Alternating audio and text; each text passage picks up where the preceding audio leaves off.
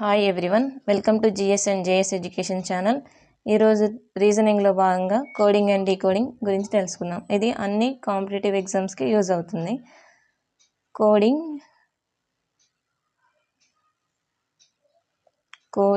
And decoding.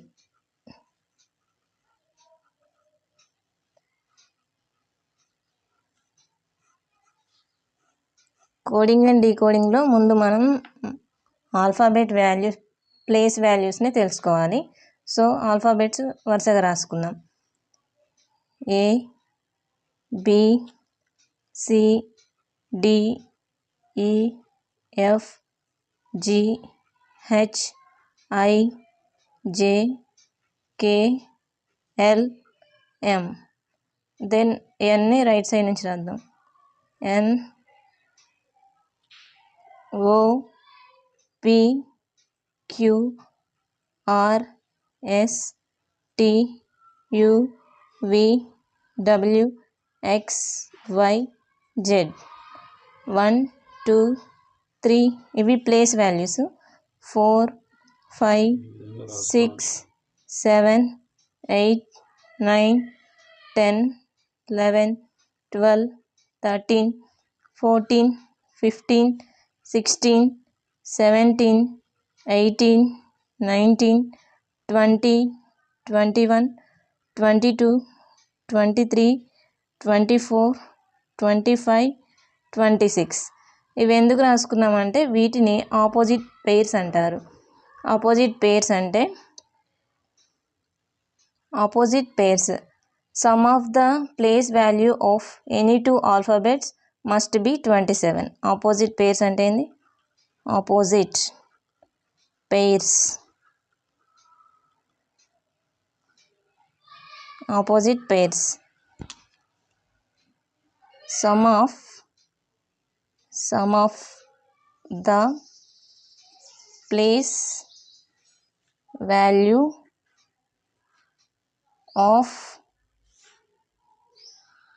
any two alphabet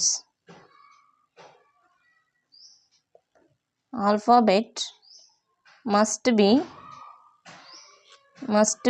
27. అంటే ఏంటంటే ఇక్కడ ఎనీ టూ ఆల్ఫాబెట్స్ ఏ, జెడ్ ఈ రెండింటిని యాడ్ చేసామనుకో ప్లేస్ వాల్యూస్ని, మనకి ఎంత వస్తుంది? A1, B 27 వస్తుంది. అలాగే బీని, వైని యాడ్ చేస్తే B value 2, Y value 25, so 27 వస్తుంది. సి వాల్యూ 3, ఎక్స్ వాల్యూ 24 ఈ రెండింటిని యాడ్ చేస్తే 27 వస్తుంది. వీటిని ఆపోజిట్ పేర్స్ అంటారు. వీటన్నిటిని ఆపోజిట్ పేర్స్ అంటారు. ఇవి మనం కంపల్సరీగా బై హార్ట్ చేయాలి. ఎగ్జామ్ హాల్లో రాసుకుంటా అంటే అంత టైం ఉండదు కాబట్టి బై హార్ట్ చేస్తే తొందరగా ఆన్సర్ చేయొచ్చు. నెక్స్ట్ వీటి మీద ప్రాబ్లమ్స్, ఎగ్జాంపుల్స్ చూద్దాం. ఎగ్జాంపుల్ ఏదైనా ఒకటి తీసుకుందాం, మనకి నచ్చింది. నేను కింగ్ తీసుకుంటున్నా. King, KING. King is return as. కింగ్ని ఎలా రాస్తున్నారంటే కేకి పి వస్తుంది, కేకి పి, ఐకి ఆర్, ఎన్కి ఎం, జీకి టి. ఇది క్వశ్చన్. కింగ్. క్వీన్ ఎలా రాయొచ్చు? QUEEN ఎలా రాయొచ్చు? క్వశ్చన్ అనమాట ఇది. ఎక్స్ప్లెయిన్ చేసుకుందాం. King, KING. కింగ్ని ఎలా ఇచ్చారంట?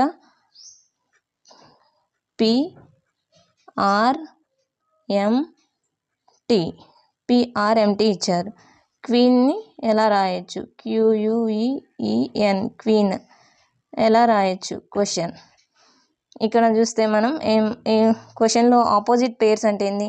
Some of the place value of any two alphabet must be 27 అన్నాం కాబట్టి ఇక్కడ కేకి పి వచ్చింది. ఇక్కడ చూస్తే కేకి పి, కే అంటే 11, P11, P16, 27 అవుతుంది. ఐకి 9, ఆర్కి 18 ఈ రెండు యాడ్ చేస్తే 27 అవుతుంది. ఎన్కి 14, ఎంకి 13, సో ఎన్కి ఎం వచ్చింది. నెక్స్ట్ జీకి T, G value 7, T value 20. మొత్తం వీటన్నిటిని యాడ్ చేస్తే 27 అవుతుంది. ఇవి ఆపోజిట్ పేర్స్. వీటిని ఎలా రాయొచ్చు? క్యూకి ఏముంది ఇక్కడ మనం చూస్తే క్యూ 70, జే 10, ఈ రెండింటిని యాడ్ చేసిన 27 వస్తుంది. సో క్యూకి జే. దెన్ యూ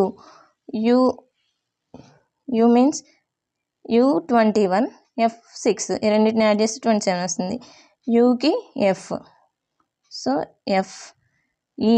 ఈకి వి 27, ఈకి అగైన్ వి, ఎన్కి ఎం. ఇది దీని ఆన్సర్. క్వీన్కి ఏమొచ్చింది ఆన్సర్ క్వీన్, క్యూయుఈఎన్ క్వీన్ ఏమొచ్చింది? జేఎఫ్వివిఎం వచ్చింది. ఇంకా ఆపోజిట్ పేర్స్ కూడా ఉంటుంది. ఆపోజిట్ పేర్స్, ఓకే, ఇదే opposite pairs. Then corresponding pairs. Next ఇవి మోర్ ఎగ్జాంపుల్స్ మీరు ప్రాక్టీస్ చేయండి. చాలా తీసుకొని ప్రాక్టీస్ చేస్తే ఈజీగా ఎగ్జామ్ హాల్లో తొందరగా చేయొచ్చు. ఓకే, దెన్ ఇంకో టాపిక్ వెళ్దాం. Corresponding pairs. అది corresponding pairs.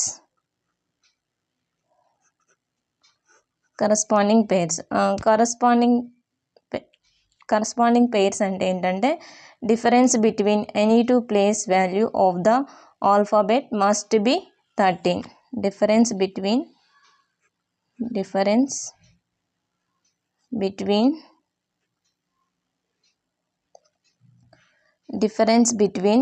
Any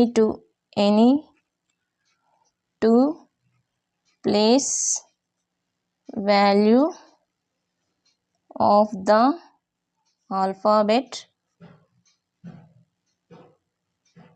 must be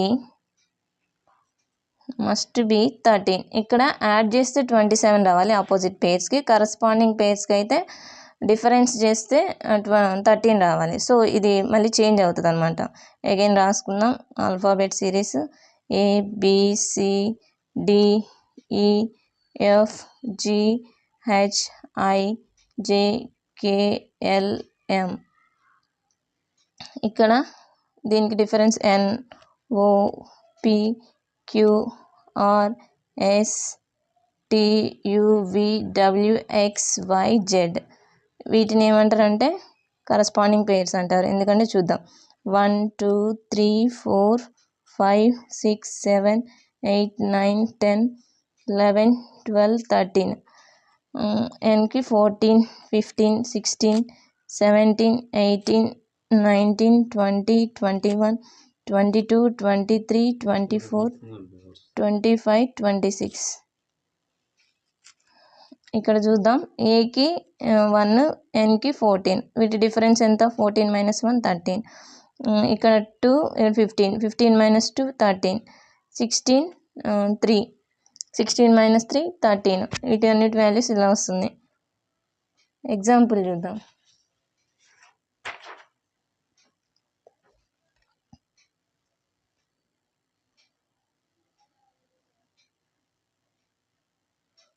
example spoke, SPOKE spoke.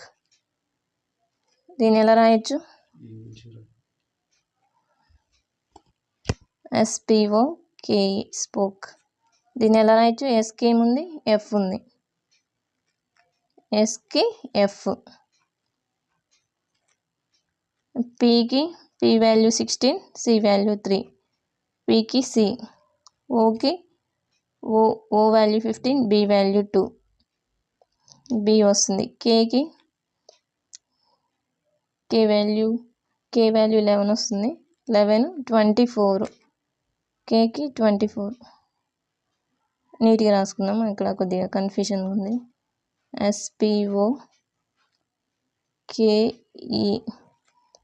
ఎస్కి F, పీకి సి, బి ఓకి బి, కే 11 24 24 - 30 ఎక్స్. ఈకి are.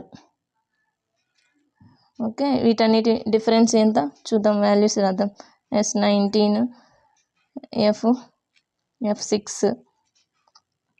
P11, P16, C3, O15, B2, K11, X24, E5, R18. ఇక్కడ చూస్తే ఎస్కి ఎఫ్, పీకి C, ఓకి B, కేకి X,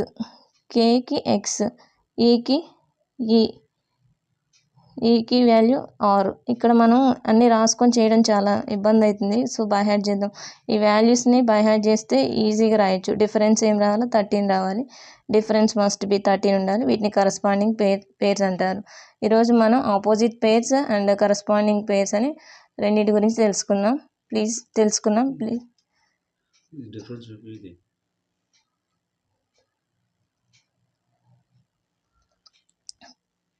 like, share and subscribe. Thank you.